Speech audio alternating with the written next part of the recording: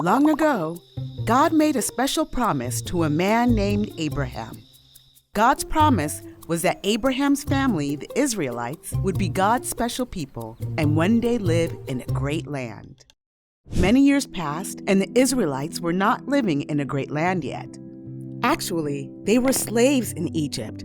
They needed God's help badly, and God heard them.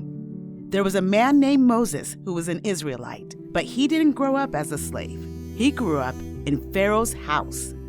Pharaoh was the king of Egypt. Moses stayed there until he ran away and lived in the desert. One day, Moses was taking care of sheep when he saw something really strange.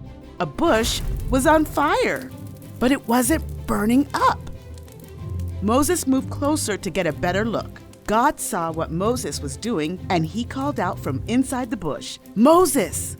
Moses! What would you do if you were Moses?" Moses answered, "Here I am." Then God told Moses not to come any closer. God told him to take off his sandals because he was standing on holy ground. Holy means something is special and only for God.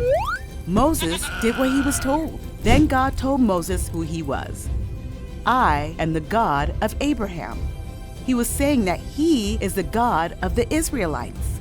Moses was talking with the God who had made Abraham that special promise many years before. Wow! Moses was afraid to even look at him. God told Moses that he saw his people being hurt and heard their crying. He cared for his people, so he was going to rescue them and bring them to their promised home. He wanted Moses to set them free.